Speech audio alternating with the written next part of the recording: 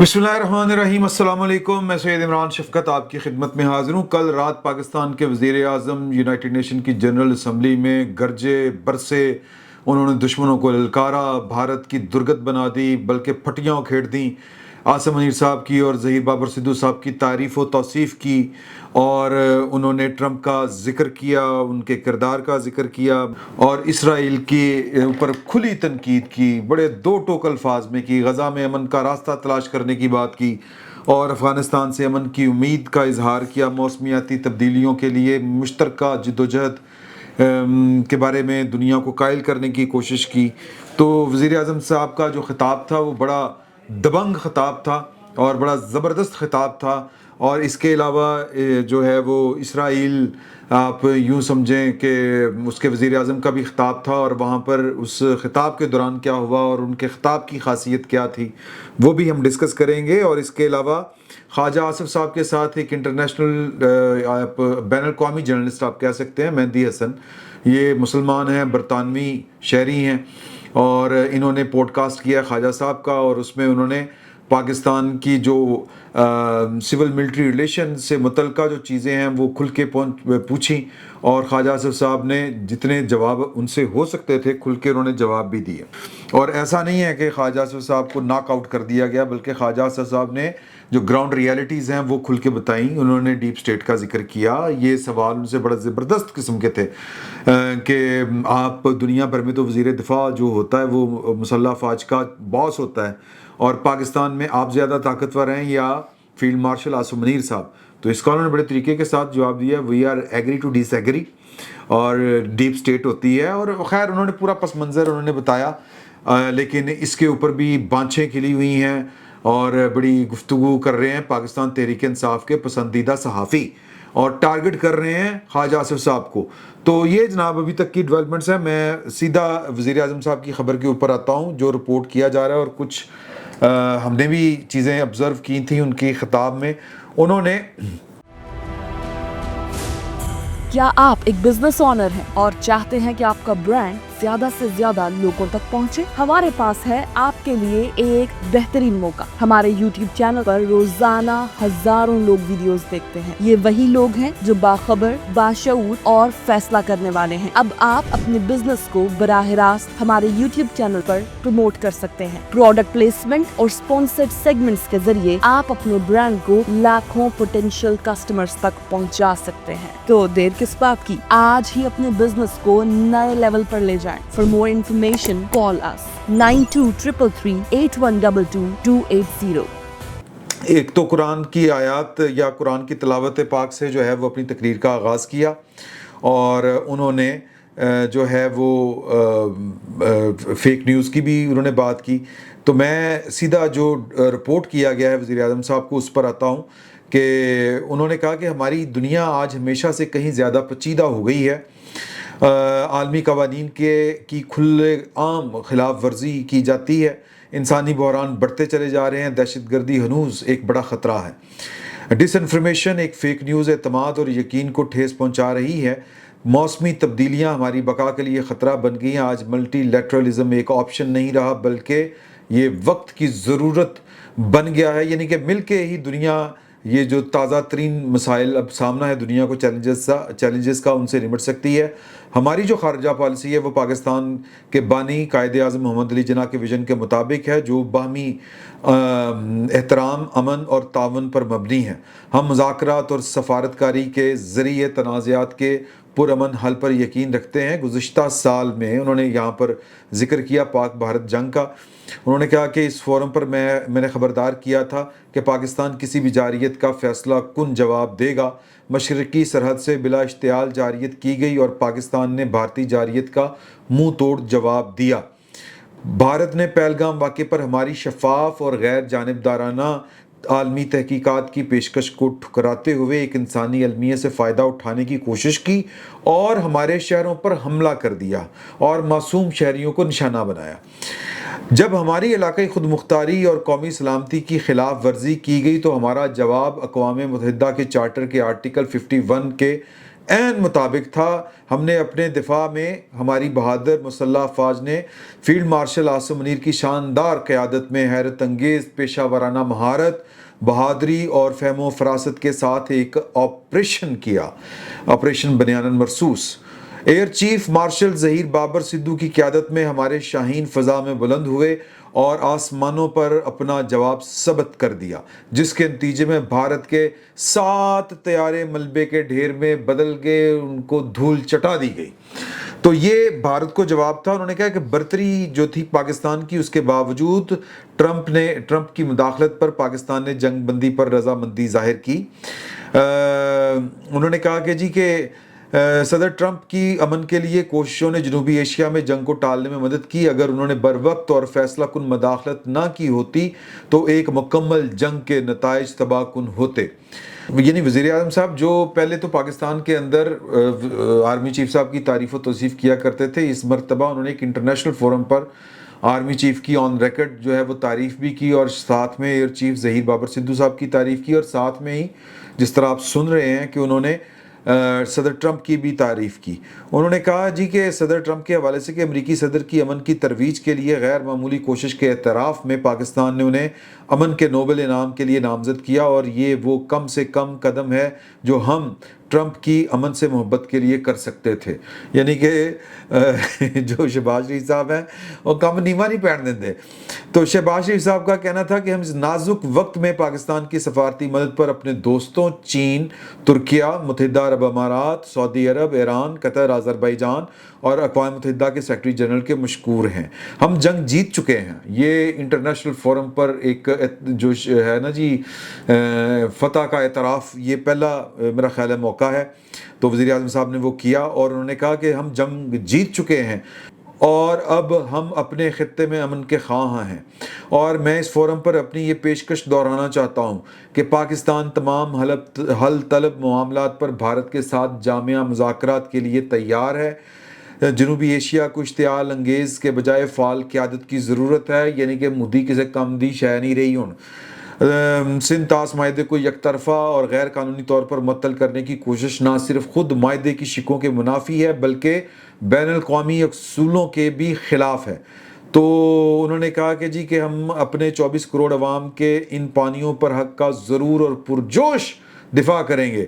یعنی کہ اگلی دھمکی بھی لا دی تھی وہ جو پاکستان اپنے کیا نام ہے بلاول بھٹو زرداری صاحب سے لے کے آرمی چیف اور D G I S P R اور وزیر اعظم اور وزیر دفاع، یہ سارے جو یک زبان ایک بات کرتے ہیں کہ پانی روکا تو پھر میزائل ہم چلائیں گے، جنگ ہم لڑیں گے. یہ انہوں نے سفارتی لب و لہجے میں وہ والا اپنے عزم کا اظہار کر دیا ہے.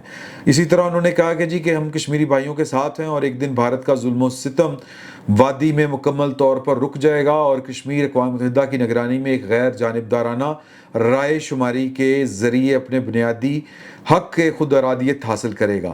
اسرائیل غزہ میں نسل کشی کر رہا ہے، ایسا ظلم تاریخ میں نظر نہیں آتا.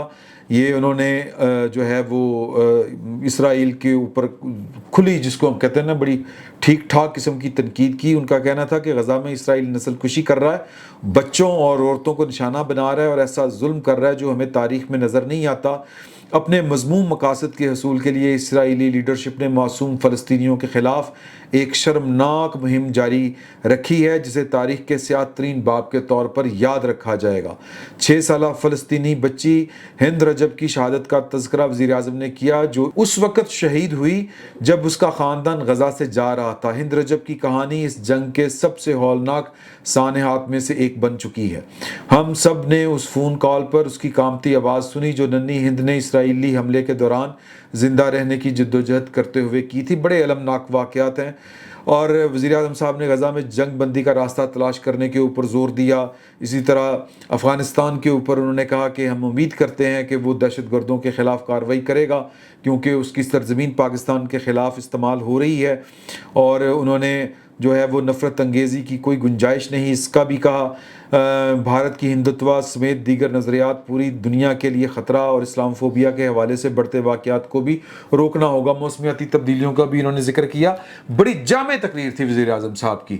اور آپ یوں سمجھیں کہ انہوں نے 2 جو اتحادی ہیں ان کو ٹارگٹ کیا، ایک بھارت کو اور ایک اسرائیل کو.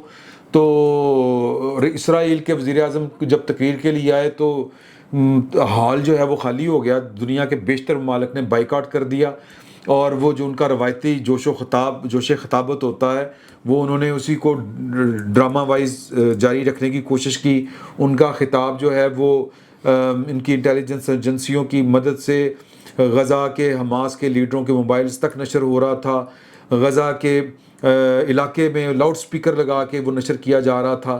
وہ ثابت کرنا چاہ رہے تھے اور وہ تانے دے رہے تھے ان لوگوں کو جنہوں نے فلسطین کی آزاد ریاست کو تسلیم کیا، جن ممالک نے کیا، کینیڈا، برطانیہ، فرانس اور پرتگال اور دوسرے تیسرے ممالک جنہوں نے حالیہ دنوں میں اس کو ایک ریاست کے طور پہ تسلیم کیا۔ انہوں نے کہا یہ ظلم کا حصہ بن گئے ہیں، اور ظلم وہ کہہ رہے ہیں یہ ہمارے اوپر ہو رہا ہے، اور جب تک یرغمالیوں کو رہا نہیں کرے گی حماس، ہم پیچھے نہیں ہٹیں گے۔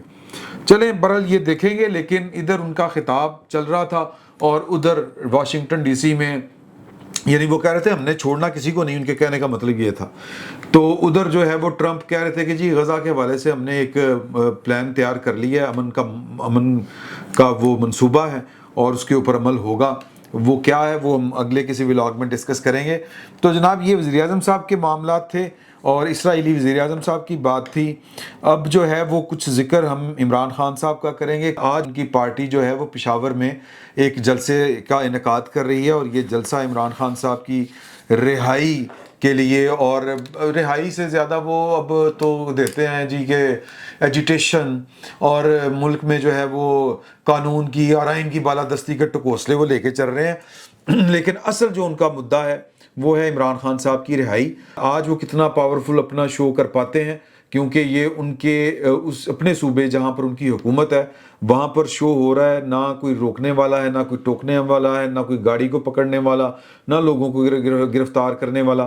تو اس کے باوجود وہ کتنا بڑا جلسہ کر پاتے ہیں، یہ ان کی پاپولیرٹی کا بھی ایک طرح سے ٹیسٹ ہوگا۔ اگر انہوں نے بڑا جلسہ کر لیا تو اپنی حکومت ہے، لوگوں نے کہنا کہ جی یہ تو پھر کوئی بھی کر سکتا ہے، زبردستی آپ لوگوں کے حکومتی وسائل، ریاستی وسائل استعمال کر کے لوگوں کو نکال سکتے ہیں، لوگوں کو آپ پیسہ بھی لگا سکتے ہیں، بہت کچھ کر سکتے ہیں، ٹرانسپورٹیشن سے لے کے دیگر معاملات تک گھروں سے باہر نکال سکتے ہیں، وہاں پر آپ کی حکومت ہے، سیدھی سی بات ہے۔ لیکن اگر یہ جلسہ اپنے سائز میں چھوٹا ہوا تو سر پت اتر جانی ہے پاکستان تحریک انصاف کی اور عمران خان صاحب کی پاپولیرٹی کی بھی۔ تھوڑے چند گھنٹے رہ گئے ہیں، آپ کو لگ پتہ جائے گا، شام تک اس کی بھی خبر آ جائے گی۔ باقی عمران خان صاحب کے وہی ڈھاک کے تین پات، ان کا وہی وہ جو چیکو رولا ہے وہ جاری ہے۔ میرے خلاف بنائے گئے جھوٹے کیسز کے ٹرائل بھی کسی قانون یا رول کے مطابق نہیں چلائے جاتے۔ گزشتہ 2 سماعتوں سے جب سے نام نہاد واٹس ایپ ٹرائل کا آغاز کیا گیا ہے، نہ مجھے کارروائی کی کوئی آواز پہنچتی ہے، نہ ہی میرے وکلا تک میری کوئی بات پہنچتی ہے، اور نہ ہی مجھے جج اور وکلا نظر آتے ہیں۔ کئی گواہوں کے بیانات میری غیر موجودگی میں کر لیے گئے ریکارڈ۔ ایسے ماحول میں شفاف ٹرائل کیسے ممکن ہے؟ یہ میرا قانونی حق ہے کہ میری موجودگی میں ٹرائل چلایا جائے۔ پتہ نہیں یہ کہاں تک باتیں درست ہیں، کہاں تک درست نہیں ہیں۔ 9 مئی کے کیس میں ان کے پاس 2 ہی جھوٹے سرکاری گواہ ہیں جنہیں ہر کیس میں پیش کر دیا جاتا ہے۔ سرگودا کی دہشت گردی کی عدالت کے جج محمد، وہی پرانا پٹ سے آپ عمران خان صاحب چلا رہے ہیں، کوئی نئی بات نہیں انہوں نے کی۔ میں نے بہت ڈھونڈنے کی کوشش کی ہے، اگر کوئی نئی بات ملے گی تو پھر وہ ہم آپ سے آگے کر دیں گے۔ وہی میری بڈھی نال بڑا ظلم ہو رہا ہے، اس کو قید تنہائی میں رکھا گیا ہے۔ بھئی آپ کے چلیں، اللہ تعالیٰ آپ کی مشکلیں آسان کریں، کچھ اپنے بارے میں خود بھی خیال کریں۔ کچھ شہر دے لوگ بھی ظالم سن، کچھ سانو مرندہ بھی شوق سی، تو عمران خان صاحب کے ساتھ تو یہی ہو رہا ہے۔ اچھا جی، اب مہدی حسن صاحب نے خواجہ آصف صاحب کا انٹرویو کیا اپنے پوڈ کاسٹ میں، اور اس پوڈ کاسٹ میں انہوں نے 2 سوال بڑے مزے کے کیے، باقی تو خیر گفتگو ہے سو ہے۔ انہوں نے کہا جی کہ آپ یہ بتائیں کہ آپ کی حکومت کہتی ہے، آپ کہتے ہیں کہ عمران خان صاحب کا ٹویٹر انڈیا سے چل رہا ہے، یہ بات ٹھیک ہے؟ انہوں نے کہا جی بالکل ٹھیک ہے۔ انہوں نے کہا کہ یہ آپ کس طرح کہہ سکتے ہیں؟ انہوں نے کہا کیونکہ اس لیے کہہ سکتے ہیں کہ وہ چل رہا ہے۔ انہوں نے کہا آپ کوئی ثبوت دے سکتے ہیں؟ انہوں نے کہا پبلکلی تو نہیں دے سکتا۔ نہیں، یہ آپ کیسے کہہ سکتے ہیں کہ وہ چل رہا ہے؟ انہوں نے کہا ہمارے پاس شواہد ہیں۔ وہ کیا شواہد ہے؟ انہوں نے کہا میں اس پبلکلی نہیں دے سکتا۔ پھر انہوں نے وہی بات کی، نہیں اگر آپ کہتے ہیں تو آپ ڈیفنس منسٹر ہیں، ہم آپ کی بات پہ یقین کرتے ہیں کہ آپ کے خیال میں ٹویٹر ان کا جو ہے وہ اکاؤنٹ وہ ادھر سے ہی چل رہا ہے۔ انہوں نے کہا جی بالکل ادھر سے چل رہا ہے۔ کس بیس پہ آپ کہتے ہیں؟ ہمارے پاس شواہد ہیں۔ کس کے شواہد ہیں؟ انہوں نے کہا جی یہ انٹیل ہے ہمارے پاس، جو خفیہ رپورٹس ہوتی ہیں یا جو انکوائریز ہوتی ہیں, کیا ان کو کہتے ہیں, انٹیلس کو, انٹیلیجنس رپورٹس, وہ ان کی بنیاد کے اوپر ہمارے پاس شواہد ہیں اور اس لیے ہم کہہ رہے ہیں. دوسرا انہوں نے کہا کہ جی کہ بات یہ کہ دنیا بھر میں تو وزیر خارجہ, وزیر دفاع جو ہوتا ہے وہ باس ہوتا ہے ملٹری کا, تو آپ باس ہیں, تو کیا عاصم منیر صاحب زیادہ طاقتور آدمی ہیں یا آپ طاقتور آدمی ہیں؟ اگر آپ دائیں کہیں تو کیا وہ بائیں کہیں تو کس کی بات چلے گی؟ اب اس کا جواب جو ہے وہ بلیک اینڈ وائٹ میں پاکستان جیسے ملک میں جو جس کی زمینی حقیقتیں ہمیں پتہ ہے, اور اس کا خواجہ آصف صاحب نے کھل کے اظہار بھی کیا. انہوں نے کہا یار پاکستان وہ ملک ہے جہاں پر 4 دفعہ مارشل لا لگا ہے, اور یہ ڈیپ سٹیٹ جو ہوتی ہے ہر ملک میں ہوتی ہے, پاکستان میں بھی ہے. تو آپ اپنی جو ڈیپ سٹیٹ ہوتی ہے اس کے ساتھ افہام و تفہیم کے ساتھ چلتے ہیں. انہوں نے کہا نہیں ایگری کس طرح ہوتے ہیں آپ کہ ایک آپ کہیں ہم نے رائٹ پہ جانا ہے اور عاصم منیر صاحب کہیں رائٹ پہ لیفٹ پہ جانا ہے. تو انہوں نے کہا کہ ہم ایگری ٹو ڈس ایگری کرتے ہیں, مطلب انہوں نے ہنس کے کہا. تو وہ یہ بات مہدی حسن صاحب جو ہیں یہ اصول و ضوابط اور جو ہے ویسٹ منسٹر ڈیموکریسی دنیا کی جہاں پر ڈیموکریسی جڑیں پر پکڑ چکی ہے, وہ ماڈل ان کے ذہن میں ہے. بھائی پاکستان میں اچھا جن ممالک کا پاکستان کے ساتھ وہ کمپیئر کرتے ہیں آئیڈیلی وہی ہونا چاہیے. ہم اس بات کے قائل ہیں کہ میں نے پہلے بھی آپ سے ہی میرا خیال ہے کہ کل گزارش کی تھی کہ ہمارا تو یہ خواب ہے کہ پاکستان میں سول ملٹری ریلیشن اس طرح کا ہو کہ سول اتھارٹیز جو ہیں وہ ان کی بالادستی ہو, پاکستان کے دستور کی بالادستی ہو. لیکن پاکستان کی زمینی حقیقتیں یہ ہیں کہ پاکستان میں 4 دفعہ مارشل لا لگا ہے. پاکستان کے میں پاکستان کی اسٹیبلشمنٹ, پاکستان کی فوج جو ہے وہ بھائی جان اس کا ایک کردار جو ہے عمل دخل ہے. اب عمل دخل یہ ہوتا ہے کہ جب آپ ان سے کے ساتھ جو ہے وہ افہام و تفہیم کے ساتھ نہ چل رہے ہوں یا اپنی ان سے منوا لیں بات چیت کے ذریعے, دلائل کے ذریعے ان کو کنونس کر لیں یا پھر جو ہے ان کی مان لیں, یہی حل ہے. ادروائز تو وہ جو بھی یہاں پر حکومتیں رہیں بینظیر بھٹو صاحبہ سے, نواز شریف صاحب سے, مطلب یہ آپ نے دیکھا کہ ان کے ساتھ کیا کیا ہوا ماضی میں. تو آئیڈیلی اس کو اپریشیٹ نہیں کیا جا سکتا. آئیڈیلی جو ہے وہ یہی ہے کہ پاکستان کا وزیر اعظم اور پاکستان کی جو ڈیموکریسی ہے وہ اتنی مضبوط ہو کہ ان کی ہاں میں ہاں ہو, ان کی نہ میں نہ ہو. تو لیکن پاکستان تحریک انصاف کے لوگ جو ہیں وہ اس کے اوپر ٹھٹھا لگا رہے ہیں کہ جی وہ وزیر دفاع صاحب جو ہیں وہ, اور پاکستان تحریک انصاف کے پسندیدہ صحافی بھی یہی بات کر رہے ہیں. اب سوال ہے کہ عمران خان صاحب اقتدار میں آنے سے پہلے کیا بات کہا کرتے تھے کہ نواز شریف کے پاس کون گیا تھا کہ یہ کہنے کہ جی کہ آپ کا استعفیٰ مانگا جا رہا ہے, میں فائر کر دیتا DGISI کو, میں یہ کر دیتا, میں وہ کر دیتا. پھر جب حکومت آئی تو کہتے تھے کہ یہ تو بڑا اچھا آرمی چیف ہے باجوہ, یہ تو بڑا ڈیموکریٹ ہے, یہ سارے جو ہیں نون والے پیپل پارٹی والے یہ سارے اس لیے خلاف ہیں کہ یہ میری حکومت کا ساتھ دے رہا ہے.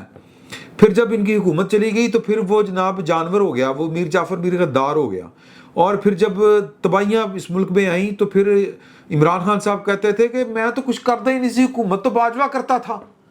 اور پھر پہلے ہی آپ کی اسٹیٹمنٹ جو ہوا کرتی تھی وزیر اعظم بننے سے پہلے, وزیر اعظم کے بعد, اور یہ انٹرویو میں میرا خیال ہے اپنے جو ہیں منصور علی خان صاحب کا انٹرویو نے کیا تھا یا عمران ریاض صاحب نے, پتہ نہیں کس نے کیا تھا کہ جی کہ فیصلے کس کے ہوتے ہیں. میں وزیر اعظم ہوں, میں جو کہتا ہوں فوج کو وہ کرنا پڑتا ہے. بھئی آپ تب جھوٹ بول رہے تھے یا پھر بعد میں جھوٹ بول رہے تھے؟ اوقات کل ملا کے یہ ہے ان کے لیڈر کی, جن کو یہ لیڈر سمجھتے ہیں. تو مطلب باتیں جو ہیں وہ کہنے میں بڑی آسان اور بڑی ہوتی ہیں, بات سمپل سادہ سی ہے کہ اس ملک میں سول ملٹری ریلیشن اسی وقت بیلنس ہوں گے جب پاکستان کی پولیٹیکل لیڈرشپ جو ہے وہ گورننس کے اوپر مکمل گرفت حاصل کر لے گی, لوگوں کو 2 وقت کی روٹی دے دے گی اور جس کو کہتے ہیں عزت نفس بحال کر دے گی سرکاری اداروں کے سامنے.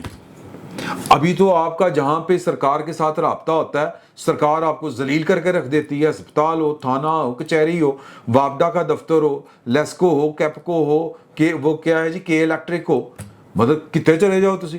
سر جی آپ نے ٹوٹی لوانی ہو, ٹوٹی سٹریٹ لائٹ ٹھیک کروانی ہو, میری گلی کا ڈھکن, میری گلی کے گٹر کا ڈھکن پچھلے 1 ہفتے سے ٹوٹا ہوا ہے, نہ سانو کہ تو بازاروں لبدا پیا, نہ حکومت کوئی را کے رکھ رہی. دسو انج کہن اسی صحافی ہیں بڑے پھنے ہاں. تو پوائنٹ یہ ہے کہ پاکستان کی ریاستی ادارے پاکستان کے لوگوں کی خدمت کے لیے نہیں ہیں. جب ان کو لوگوں کی خدمت کے اوپر معمور کرنے کے لیے پاکستان کی پولیٹیکل لیڈرشپ ان کو قائل کر لے گی, اور وہ قائل کیسے کرے گی؟ پہلے ان کو خود سب کچھ کرنا پڑے گا, کر کے دکھانا پڑے گا, پھر جا کے بھی یہ خواب پورے ہونے ہیں. آئین کی بالادستی, سول سپریمیسی, وزیر اعظم پاکستان زندہ باد, یہ تو پائے نا میں نیوی باغ ٹرو. ٹھیک ہے نا, اجازت دیجیے, اللہ حافظ.